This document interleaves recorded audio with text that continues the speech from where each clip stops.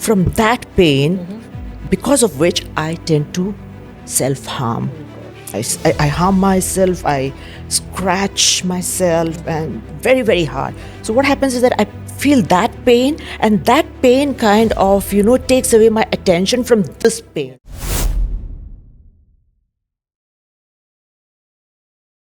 Welcome to Wellness with Kala, Fit at 50, the only podcast where wellness takes a center stage and thriving in your midlife becomes the new normal.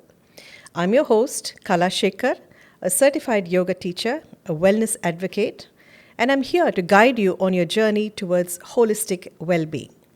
Fit at 50 is the only podcast which proves turning 50 is just the beginning of your healthiest, strongest, and most vibrant years. Each episode is packed with practical tips, expert insights, inspiring stories to help you stay active, eat well, and embrace a mindful lifestyle. Whether you're new to fitness or getting back on track or simply looking for fresh motivation, this podcast is your go-to guide for redefining what it means to be fit at 50. So let's get moving because the best is yet to come. Today we live in a world where social media is so filled with so much of advice for physical well-being and physical fitness. As you're scrolling through social media, it's all about those 10,000 steps, having to hit the gym 3 times a week, starting off on your New Year fitness regime. But not much is spoken about mental health. So today we have a very, very special guest. Welcome, Asha Iyer Kumar. Asha Iyer Kumar is a deeply insightful author, columnist, and children's writing coach whose work has touched the hearts of many. She has published 6 books, her recent one being 100 Sips, Life Stories Over Filter Coffee.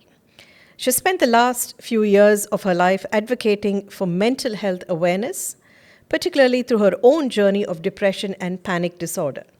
She's currently working on her memoir, which delves deeply into the themes of grief, resilience, and the ongoing process of recovery. In today's podcast, Asha will be sharing her personal story for the very first time and offering an insight into the often misunderstood world of clinical depression. Her message is clear. We must stop normalizing mental health struggles and just another facet of life, and instead treat them with the seriousness, compassion, and the care it deserves. Welcome, Asha Iyer Kumar. Nice to have you on my show today. Thank you very much, Mrs. Kala, and it's a pleasure to be here and to be able to speak on something so important as mental health. Thank you for having me. Thank you. So, you were just getting along with life. You turned 50. Menopause was a breeze. No problems there. Getting along with your creative writing. A very happy household, Yes. and everything was going fine until suddenly, boom, disaster hits. That's right. You suddenly find yourself in depression, Yes. sudden onset of panic attacks, Yes. almost like you're spiraling down into this depths of darkness. Yes. One day you're in a good mood, the next day you're in a bad mood, or rather 1 minute you're in a good mood, the next Yes. minute not so good. You're here already dressed up to go out, and suddenly the panic attack hits and you're sitting crouched in your couch. Right. So, what happened? It's very difficult for me to say at what point the whole thing got started because it's very hazy at the moment now. I think it could have all been triggered by my father's passing in 2016. That could probably have been the starting point. But I even wonder now if I was susceptible to it before that. Was I preparing for myself for something as big as this? But when Dad passed away, I think, it showed itself in its complete form. But I did not realize it. I did not recognize it. The biggest problem we all have is that we don't recognize what is happening to us. Mm-hmm.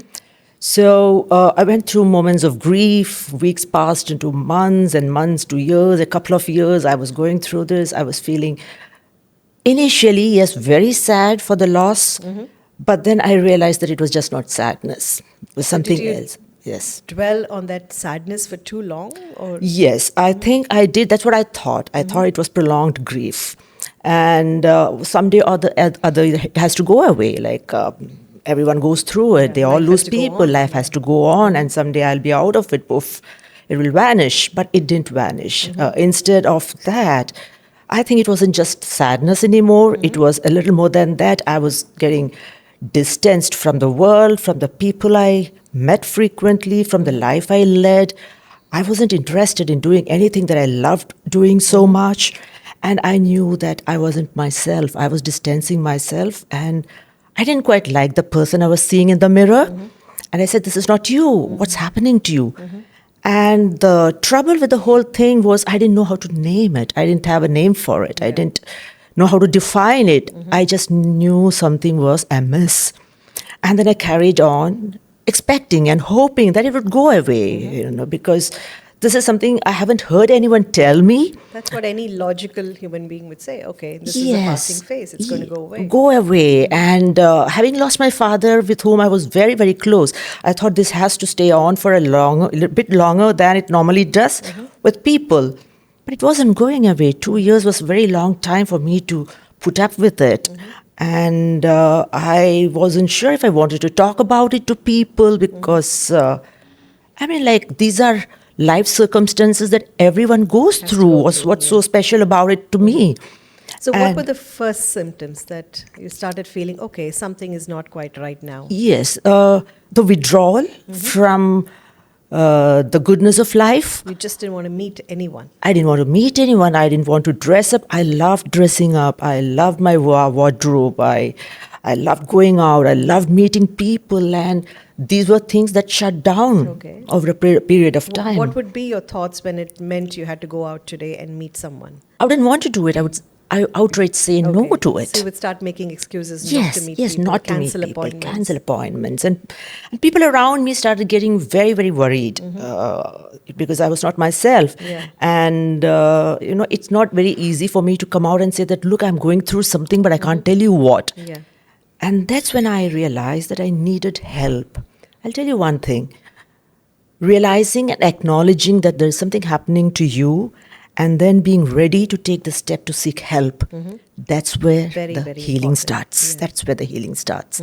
So when I saw that things were not going the way that I wanted to with me, I realized something was wrong and I stepped out to seek help. And it must have been harder for you because you are in the field of creative writing, where you have to have your faculties right for you to bring out the creativeness in your writing. True. So that must have affected your writing skills too. Yes, it did. But on the other hand, I think I was also lucky to have the skill because I could just put out my thoughts without having anyone across me listening to it. I didn't have to worry about who I was talking to. So the writing came naturally. So it came naturally, and I took a lot of time to express myself down. And then, was it helping me?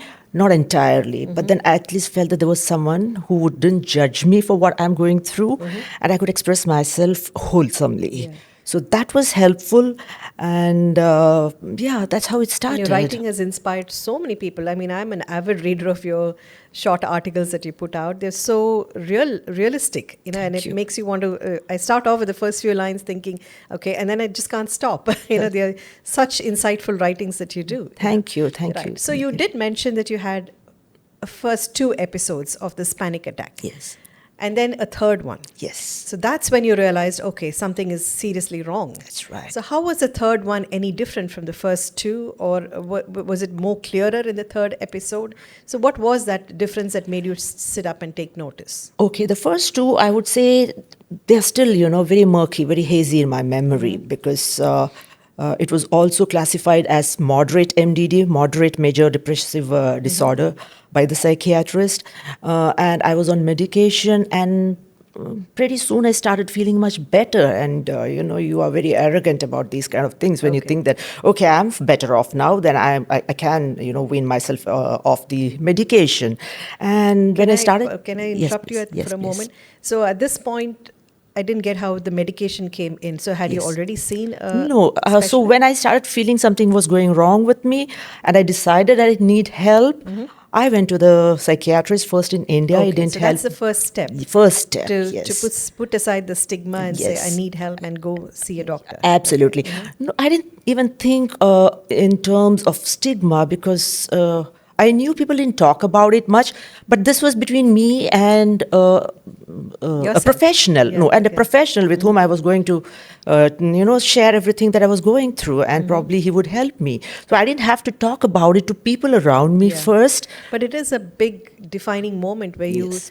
you think you're battling it within yourself, but then you Yes. said, no, I can't take this anymore. I have Yes. got to meet a specialist. Correct. So what was that defining moment where you decided, this is it. It's not going to work by itself. I need to seek professional help. It's just the Was time that that the I third episode that happened? No. I went to the doctor with the very first episode itself Okay. because I was with it for 2 to 3 years. 2016, Dad passed away. Until 2018 or even 2019, I hadn't sought help at all.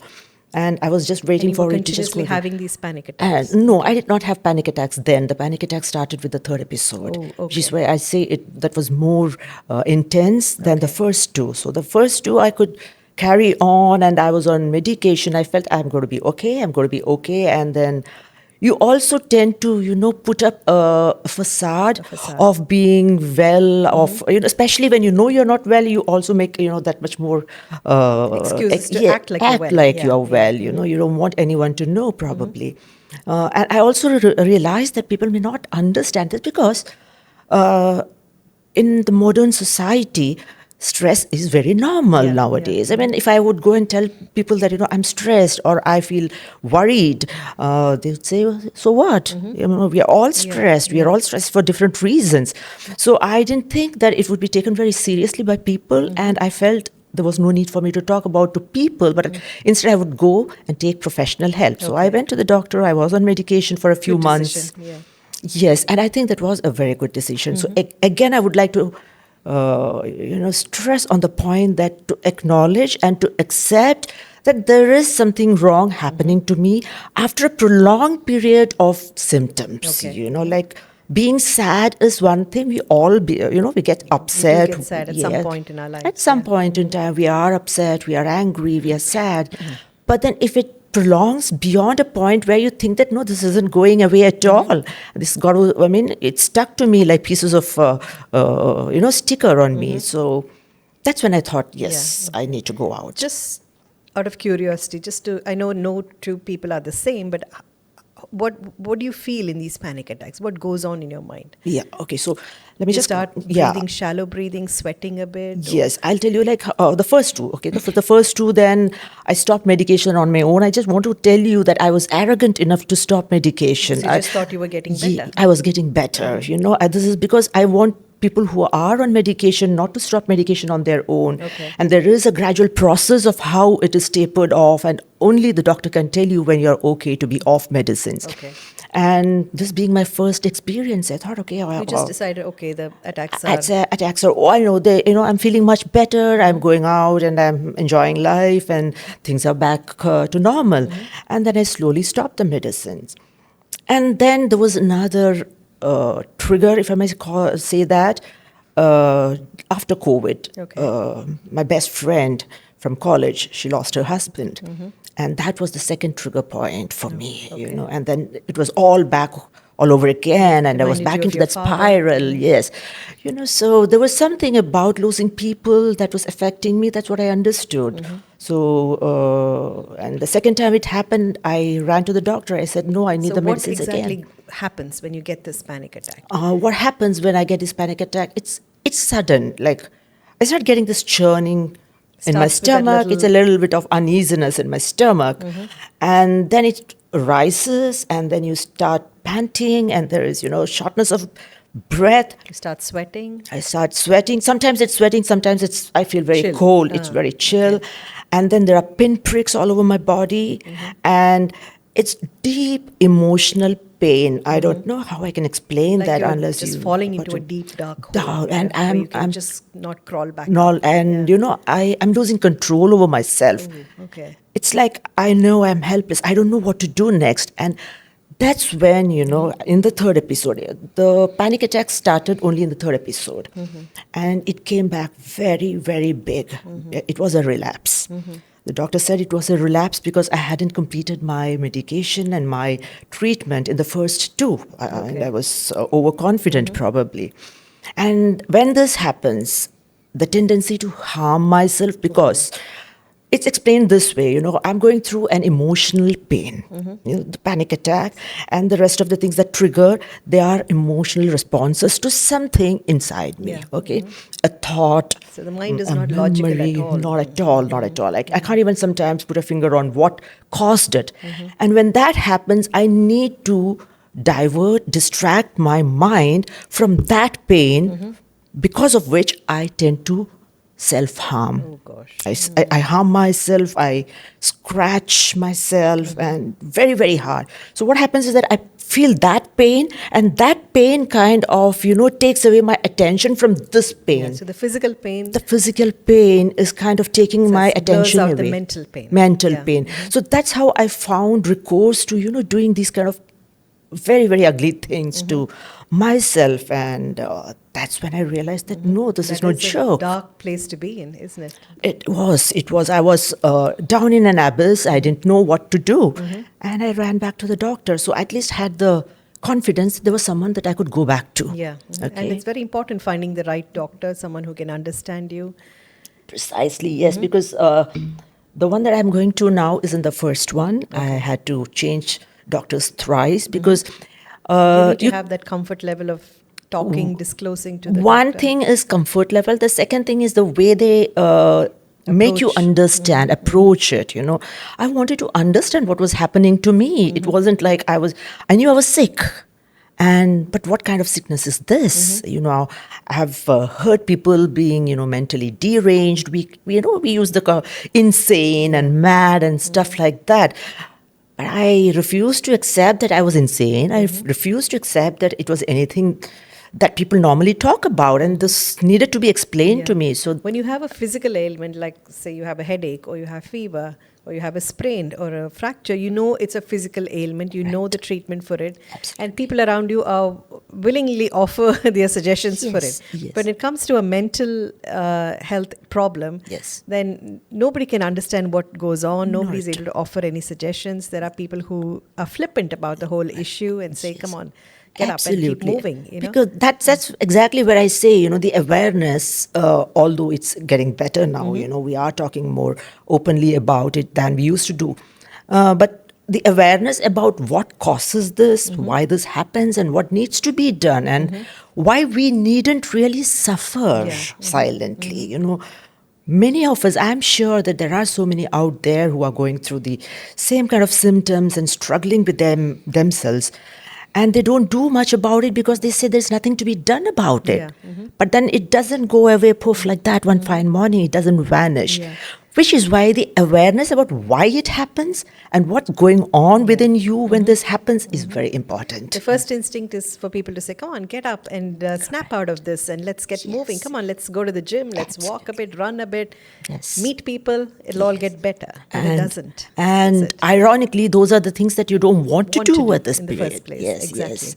So it's very confusing for us, And as a when the patient. doctor you meet, when you say he explained to you that this is just a hormonal change, whether in a serotonin and the dopamine are less, the nerves are not conducting as much as they should. Yes. Then you realize, oh, this is an actual problem that can was treated. It's not something vague that's going beyond my understanding. Absolutely, absolutely. So what I came to understand was that, it's a combination of factors that leads to this. So it could be this, we have these neurotransmitters which are very important for the functioning of our brain and for the functioning of our entire system. So when that is in deficit, this can happen, okay? And then you have genetic reasons. It can be hereditary. It's something that is handed out to me by people before me. We have no control over. That could be a reason. If there is somebody in my immediate family who had it, I could probably be carrying it. And especially as we talked about in our parents' generation, they never talked about it. So we don't know if anybody in the family actually had any depression issues or not. Yes, because it wasn't that open in those days. Very true. When the doctor asked me, does anyone in your family, I said, I wouldn't even know if they had. No one spoke about it. No one realized it. First thing is for them to realize that there's something not right going on with me. So everything was taken in their stride. And then our genetics and And then you have life circumstances, of Yeah. course. They have an impact on you. They definitely affect you. But then, if it's only you are prone to it, which is the fourth reason, Okay. you may probably be the kind of personality who's more sensitive than other people, Yeah. and you absorb things much faster. You absorb negativity much faster, and you are empathetic to the point of feeling the pain of another person as if It it's was your yours. own. Yeah.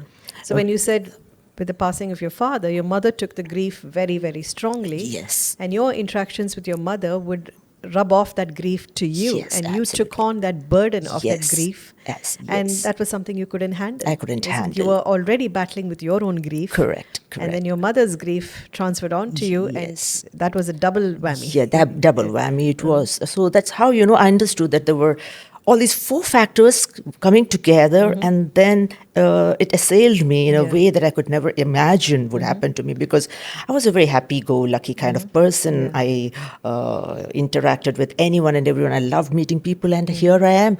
I'm in a room. I wouldn't want to step out. I wouldn't want to go out for a walk. I was scared to be alone. At the same time, you wanted to be alone. I wanted to be alone too, and I didn't know what to do next. And that's It is when like, see, you were a very successful writer, journalist, author. You were in control of your life, Correct. and suddenly you find yourself completely spiraling out of control. You don't know what's happening. You don't know how to address this situation. Yes. And the worst thing is making family members understand what you're going through. So that Correct. brings me to my next question. You live here with your husband. Yes. How did this all affect him? Because in any ailment or in any illness, we focus so much on the person going through that pain or that illness. We forget to look at the person who Very is true. supporting that person. Yes. And that person is actually probably going through even more, if not Absolutely. less than the actual person who's suffering. Absolutely. And I think it adds on to you because you start feeling the guilt of Yes. having to put your husband through all this thing. Like you said, you go on a drive, you're in the car, dressed up, Yeah. ready for this. Suddenly the panic And it attack comes starts, and you're yes. like, let's go home, let's go home. Yes, And the husband yes. doesn't know what to do, what's happening. Yes. But he's so patient that he took you back home and said, okay, you don't want to Yes. go, let's not go. Yes. You're all dressed up to go out. Yes. Suddenly you change your mind. He's ready for that. That's right. That's so right. how did he take it, and what is the effect on your immediate family with your husband? He was the only person I shared this with very intimately, Yeah. and he saw this happening to me from the first episode onwards, which he knew wasn't very intense. And when we came to the third episode, when these panic attacks started getting very frequent, twice, thrice in a day, and it used to be very bad scene in the sense I would scream, I would cry, I would yell. Because I was going through intense emotional pain. I couldn't explain it, and I wouldn't want to be anywhere outside when this strikes, and I don't know when it strikes. The fear of the panic attack coming back again, Yeah. that pulled me back further. than the actual panic Yeah, attack, the actual fear panic, the of- fear of yeah. it coming back You know again. it's coming, you know yeah, it's coming. it can come anytime without knowing why, And my husband saw it. It wouldn't have been easy at all, and I wouldn't have made it without him. God bless him for his good heart. I wouldn't have made it without him. And the episodes of self-harm, Of self where harm, you would take a fork or a knife to your bed. And keep yes, it I would do that, and I don't know and if you I didn't, should. You didn't sort of know you were doing this consciously, did you?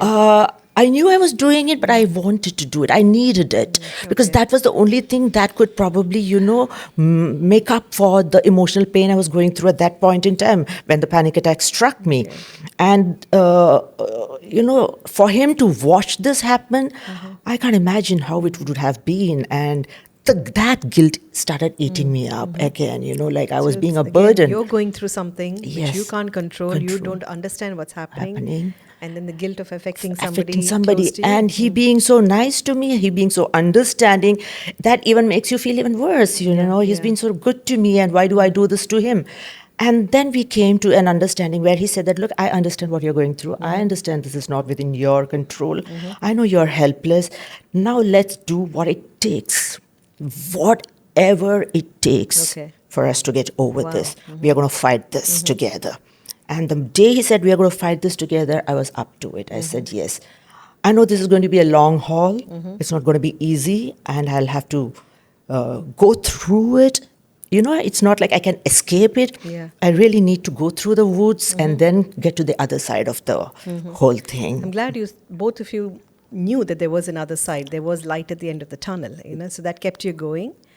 And hats off to you, Mr. Vimal, for, I mean, it's amazing to have a partner like this who understands, who's willing to go through this journey. It's not just you going through the journey. Yes. Even though you are being tormented here, Yes. he's right there with you. Absolutely, at all times, including yesterday, even the recent episode of yesterday, He was there, but it's now that I've asked him to take it a little easier. I promise him that I won't do anything To self-harm myself. And I came very close to doing the unspeakable twice.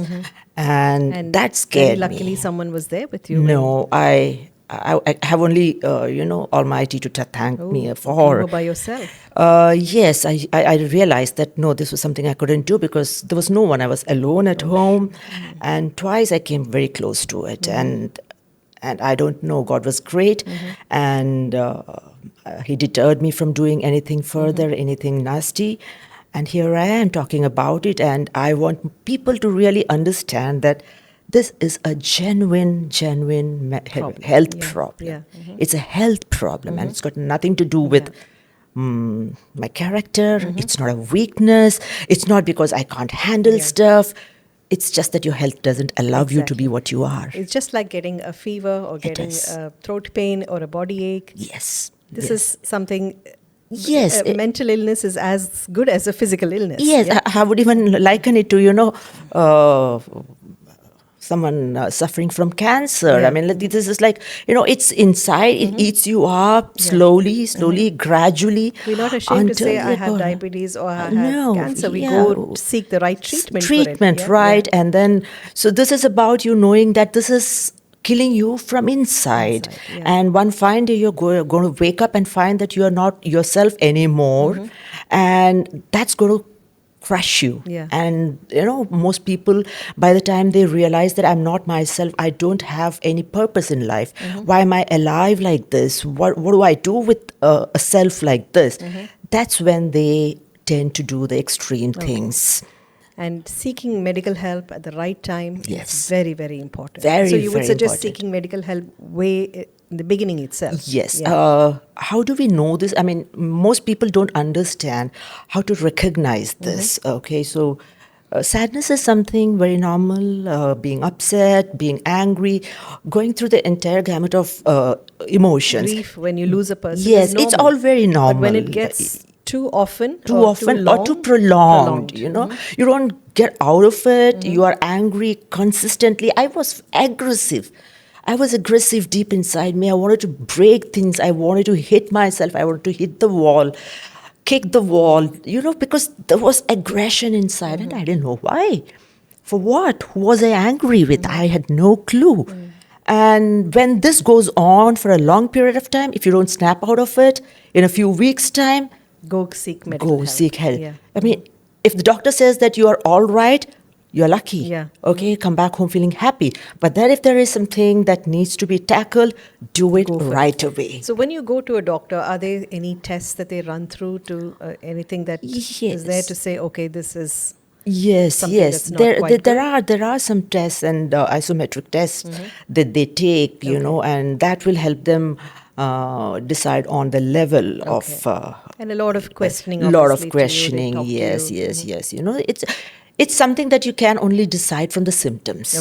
That's the worst part of mental health crisis, that you cannot be subjected to a test by a machine cannot tell you whether you are depressed or not. It's so only it is from what your, you tell the doctor. Being very open with the doctor, being honest with what you feel about yourself and what you have been doing in the past few weeks or months. That helps the doctor determine where you stand. And you talked about the binge eating where you gained 12 kilos. Yes. So on all fronts, it's traumatic. Yes, it is traumatic. And you Was eating a way of escapism? No, the fact is, I wasn't even eating that much. I wasn't even eating, but I could also, probably put the blame on Not exercising. not exercising, because I wasn't going out. Yeah, yeah. I didn't want to go out. I'll be scared if I walk out within 5 minutes if there's nobody with me and I get this panic attack. It's very bad scene, Mrs. Kala. I wouldn't want. I stopped going to work. I started working from home because I just couldn't imagine going back to a place and Where there were going through people this. around. Yeah, people Yeah. What around. if There's you so got much the of panic attack drama. then? Yeah, Yeah, I didn't want this drama to happen anywhere. So yeah. Okay. So with medical help, you also talk of therapy. Yes. Right. So a person taking medical medications should also go through therapy. Is that Yes. what you suggest? Yes, that's how they prescribe both therapy and Okay. medication together. To go side by side. Side by side, because medication, it rectifies the chemical imbalance, and emotionally, the therapy therapist will be helps. help Yeah. you to, see through what you're going and make you understand that you're going through this. You need somebody to point it out to Yeah. you. So that's what, a therapist doesn't have answers to all your problems. The only thing that the therapist can do is to help you see things with clarity. Yeah. And that clarity will probably make you realize about the things that you need to do going forward. Yes. And I think it's also essential the family sits with a therapist for this, Yes. so the family or the husband can understand Yes.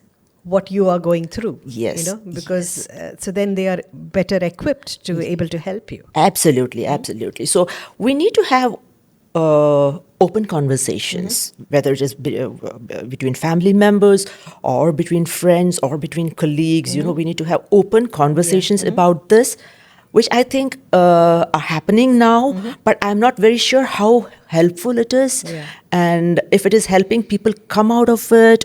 Or are we romanticizing it a lot more now with Because a a lot lot of celebrities have come out saying they've been through depression or have got panic attacks. So it's become sort of a fashion to say, yeah, I'm stressed, yeah, I'm Absolutely, depressed. there is a glamour attached to it. I don't know. I'm not sure. I'm just suspecting that to be happening, and I don't want that to happen Yeah. because. But the real true cases get lost out. They in it. lost out. Yeah. Trust me, this is not something that you can go through if you can help it. You must not go through. Not even Yeah. my worst enemies should go through what I have been Exactly. going through. Yeah. Yeah. So you're sitting in a workplace, you're with your colleagues, you are in a public place, you have a panic attack. How do the people around how can we help? How can we recognize that this person is going through this panic attack? And what are we supposed to do when we see somebody going through this? So I think there needs to be a climate of understanding and compassion in the workplace first Yeah. thing. It's not about, I suddenly have a panic attack and then people are alarmed a little bit. The people who haven't seen it, Yeah. they're going to be alarmed, but they're going to be there immediately holding your hand and asking you, do you need water? Can I help you? All those things. But then things need to be a little more broader. We need to take things at Empathetic, at a macro level, where the entire working environment, the workspace itself, has to be accommodative of these kind of ailments. Yeah. If Just like we have maternity leave, or just like Exactly. we have paternity leave. Exactly. A leave for prolonged illness, Illness, sickness, so- hospitalization. yes. We need to address this. Absolutely, and say, absolutely. yes, mental illness is a serious disorder, Yes. and it's a disorder that needs attention. It's not a frivolous thing. No, it's not not a at figment of all. imagination. Not at it's all. a real issue. Yes, and it is. HR departments need to work on it Yes. and to be accommodative to people who are Yes. going through, especially in today's day and age, where Absolutely. there's so much of factors contributing to it. Yes, mental health. absolutely. Yeah. It's I think people are speaking about it. I'm coming back to it again. We are speaking about it, and I'm sure that workplaces are a lot more aware of it now. But does it percolate down to the point where the real person gets the support that he needs? Yeah. Okay. For me, if I'm going through this in the morning, it's still business as usual. It's work as usual for me. And if I have a panic attack on that day, there have been days when I was working and I had twice or While you thrice were even. at work. Yes, I was And I at can work only and I was not imagine- there. I started working from home Yeah. for a while. And your job is not like any other job. It's a creative writing job. Right? So I need to be alert. I Yeah. need to be at my best every time. And once it strikes, it's about 1 hour lost for me.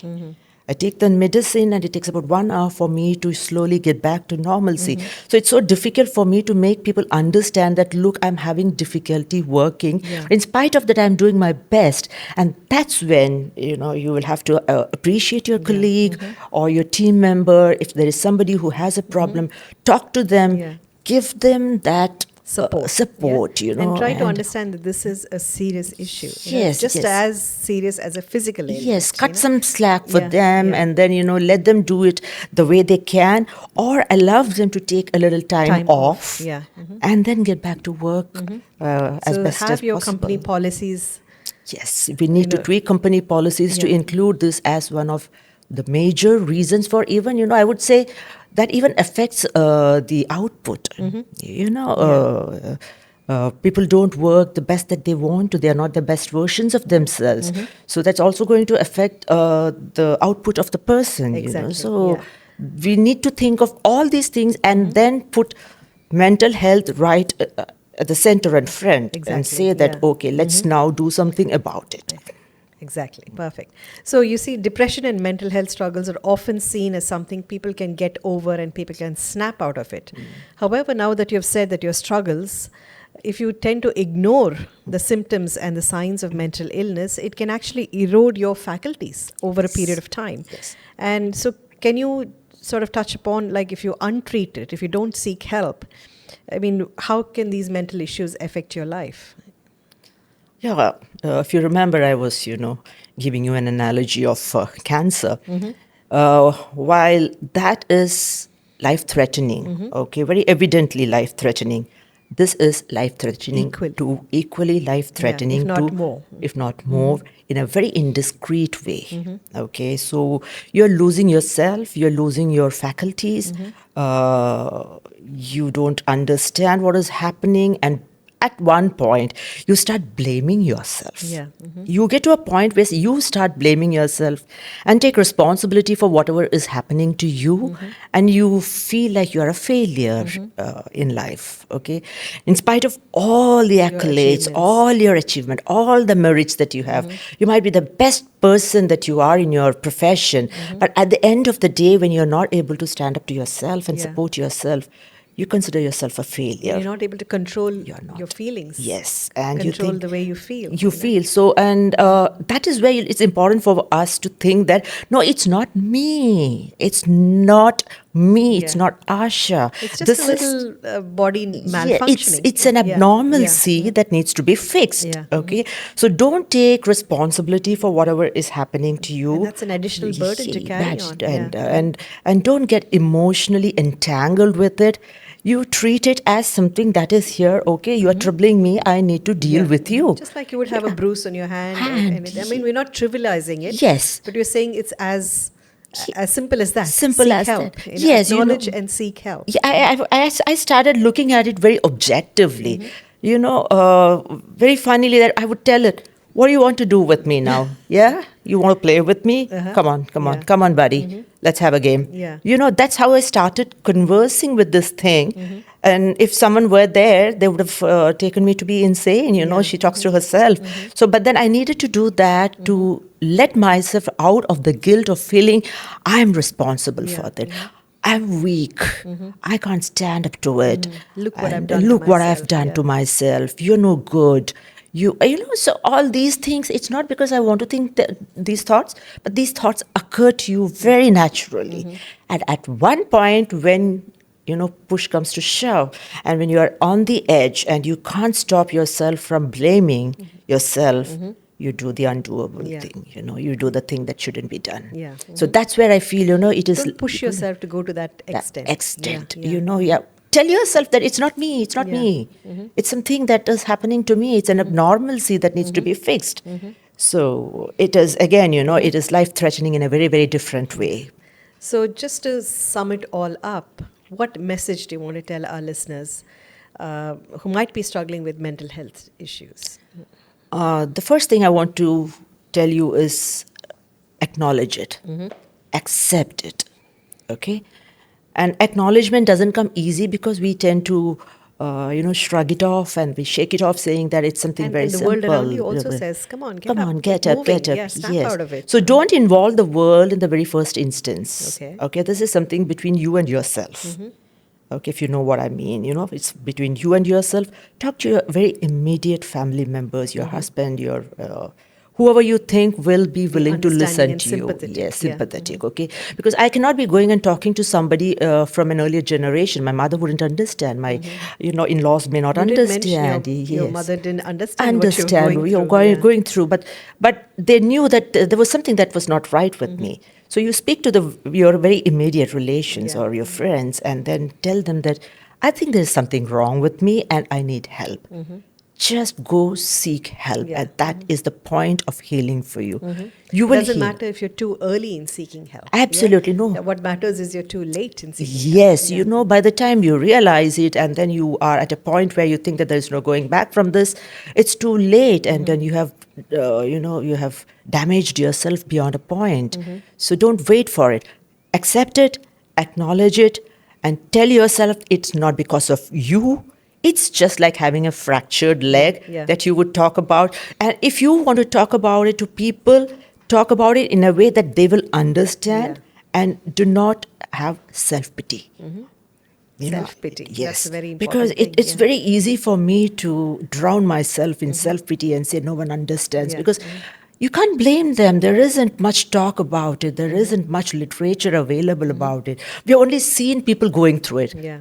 But what is it in reality? No one knows. So And I start think talking to people. We need to equip ourselves with what to do when somebody's going through this panic attack. How Yes. can we help? How Yes. can we be sympathetic? Yes, Yeah. yes, And I think it's very, very brave of you to come out in the open and talk about what you've gone through. Thank you.